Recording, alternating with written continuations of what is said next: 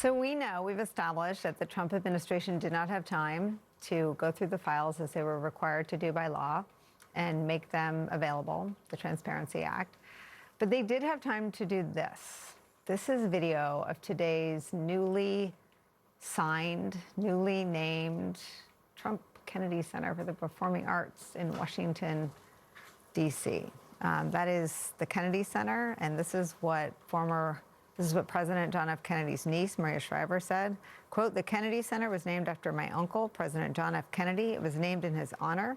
He was a man who was interested in the arts, interested in culture, interested in education, language, history. He brought the arts into the White House, and he and my Aunt Jackie amplified the arts, celebrated the arts, stood up for the arts and artists. It is beyond comprehension that this sitting president has sought to rename this great memorial dedicated to President Kennedy. It is beyond wild that he would think adding his name in front of President Kennedy's name is acceptable. It is not. Next thing, perhaps he will want to rename JFK Airport, rename the Lincoln Memorial, the Trump Lincoln Memorial, the Trump Jefferson Memorial, the Trump Smithsonian. The list goes on.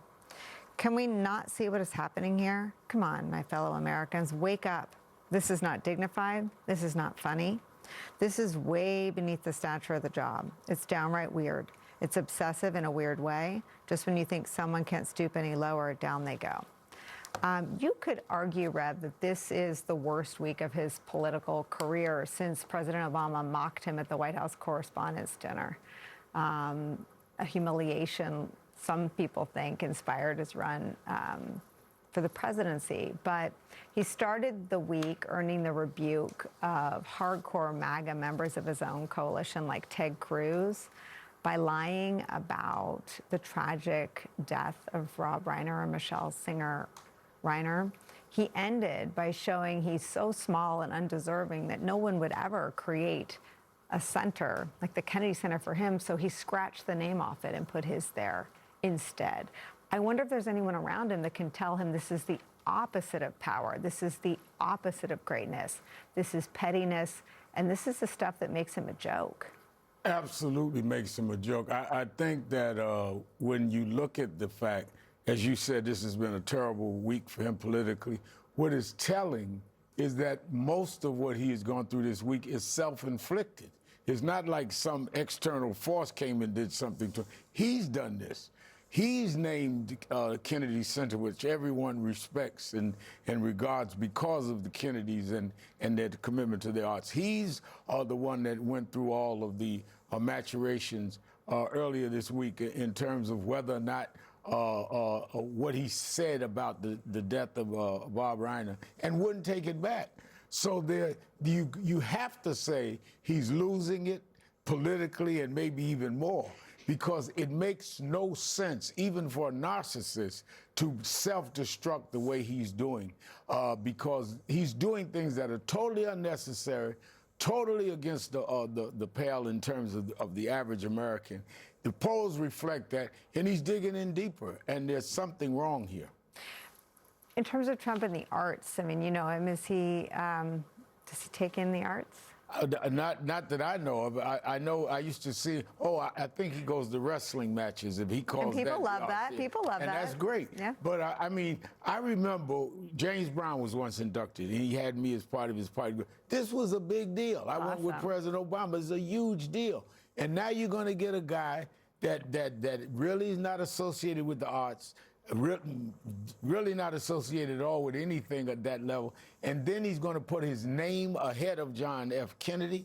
Not only was he one with the arts, he was a martyred president. It's a mixture of memorial. Next, he'll be saying, build a statue of me sitting on the lap of Lincoln at the Lincoln Memorial. I mean, there's no stopping this guy. And I think that it's very, very unfortunate for the country. How, again, I say, how we look globally. How do we look? This is absolutely off the charts. So off the charts, is it even legal to rename? I mean, it is in part a memorial. It's a good question. I don't know the answer to that. One would think that that there would have to be some kind of that the board would have to go through some process to be able to make that change, but I don't know the answer. He said the board voted unanimously. We know at least one board member said she wasn't allowed to speak. She was muted, but I will tell you that online there's a lot of chatter that the Kennedy Center is congressionally chartered. It was named by an act of Congress. And so there are some folks who are saying, yes, this is not legal, that only Congress, having created the Kennedy Center and naming it, can change the name of it. A bunch of gold-plated letters, I guess, on its exterior doesn't change an act of Congress. But of course, this is an administration that today is telling us that they can change the rules when they see fit, even if it is an act of Congress. That act said no later than 30 days from the date of enactment. They owed us all the files, and still, under the leadership of the Deputy Attorney General and his boss, they've decided to make this a rolling production. So I guess, law is fluid to them. I don't want to laugh on such a morbid day, but I have a 2-year-old, and there's something about like when you give a kid a Tootsie Pop, it's because they wanted like a cake. And so I just keep wondering, like, what did he want that Susie Wiles put his name on the Kennedy Center, right? Like maybe he wanted something worse. And so she's like, fine. Just go buy the letters. They have them at Home Depot. Put up tRump. He's got some leftovers when we had to take him off all the buildings on the west side of New York City. I mean, what is going on that they're just like putting a pacifier in his mouth and sticking his name on the Kennedy Center? It's amazing. It's a question we'll ask every day.